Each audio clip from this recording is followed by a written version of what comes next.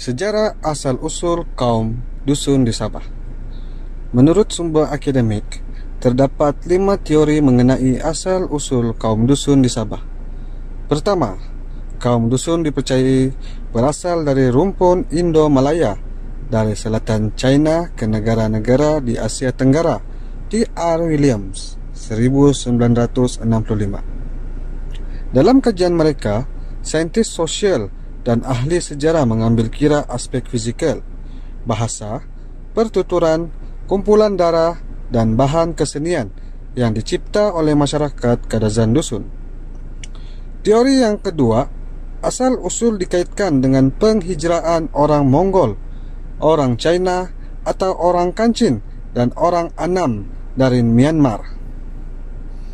Ivor H.N. Evan, 1923, dan T.R. William, 1965. Teori ketiga, kaum Kadazan dusun adalah kacukan Cina. Ivor H.N. Evan, 1923, dan Owen Rutter, 19220. Teori keempat, kaum Kadazan dusun adalah keturunan orang purba Gua Madai. Teori kelima mengatakan kaum ini asalnya dari suku kaum Bunun di Taiwan. Menurut cerita lisan penduduk, masyarakat dusun merupakan keturunan Dewa Dewi, yaitu dari keturunan Dewa Kinorohingan dan istrinya Siminundu. Walau bagaimanapun, kebenaran mitos ini hanya didukung oleh masyarakat dusun tradisional sahaja. Ekoran daripada kemasukan agama fahaman Mu'tazilizm, khususnya Islam dan Kristian, maka generasi sekarang lebih bersifat logistik dan telah mengenepikan mitos tradisional mengenai asal-usul mereka yang bersifat metafizik. Sejak kemasukan koloni pada tahun 1865 dan tersebarnya fahaman Hizm di kalangan masyarakat dusun sejak tahun 1970-an, cara hidup orang dusun mula berubah. Namun demikian, masih terdapat khazanah-khazanah berharga yang masih utuh dan tidak dimakan zaman. Khazanah-khazanah berharga ini merujuk kepada warisan cara hidup tradisi dari segi adat, sistem kepercayaan tradisional, budaya, dan sebagainya, termasuklah dari sudut kesenian.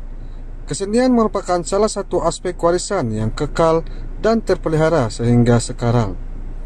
Ekoran pengaplikasian ke dalam kehidupan seharian. Hal ini senang diaplikasikan dalam kehidupan masyarakat dusun sehingga sekarang, disebabkan tidak memerlukan proses yang sukar.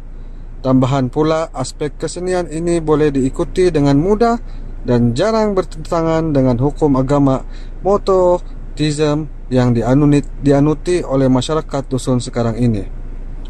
Kumpulan etnik yang terbesar adalah suku kaum dusun yang merupakan 1/3 daripada penduduk Sabah. Suku kaum dusun yang tinggal di pantai barat seperti Penampang, Papar, Tuaran, Kiulu, Tamparuli, Tengilan, Kota Belut, dan juga di lembah bukit di Ranau, Tambunan, dan Keningau adalah petani tradisi yang menanam padi sawah dan huma. Sesetengah daripada mereka memburu serta menangkap ikan sungai. Mereka kebanyakan bertempat di sekeliling kawasan lembah pantai barat dan kawasan pendalaman. Lazimnya masyarakat daripada sub-etnik yang disebut di atas adalah berasal mendiami daripada kawasan-kawasan daerah tertentu, terutamanya Kimaragang di daerah Kota Belut, Kota Marudu, Lotut di daerah Tuaran, Orang Sungai di daerah Kinabatangan, Sugut, Paitan, dan Pitas. Kebanyakan orang Kadazan dusun menganuti agama Kristian, dan terdapat juga mereka yang beragama Islam. Bagi orang sungai yang tinggal di daerah Pitas, mereka menganut agama Islam, manakala daerah-daerah lain seperti Kinabatangan, orang sungai turut menganut agama-agama lain.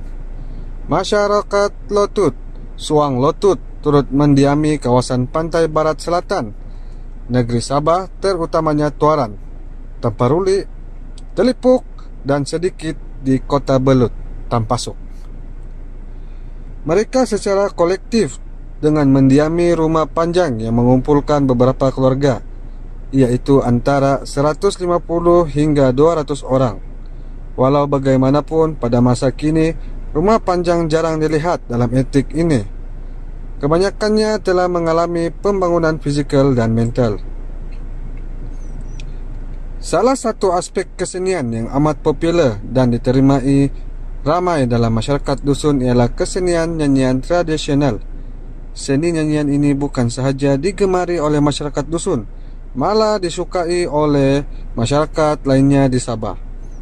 Nyanyian yang sering dinyanyikan oleh masyarakat natif Sabah adalah berdasarkan kepada bahasa atau dialek etnik masing-masing. Masyarakat dusun menyanyikan lagu mereka dalam bahasa dusun. Namun demikian, terdapat lagu-lagu ciptaan yang dicampur adukan bahasanya dengan etnik yang lain yang hampir sama. Seni nyanyian ini turut menjadi salah satu identiti masyarakat natif di daerah Sabah karena ianya agak unik dan berbeza-beza. Sumber apa yang saya cerita tadi semuanya berasal daripada sumber di Museum Sabah. Sekian dan terima kasih. Selamat mendengar dan selamat menonton. Terima kasih.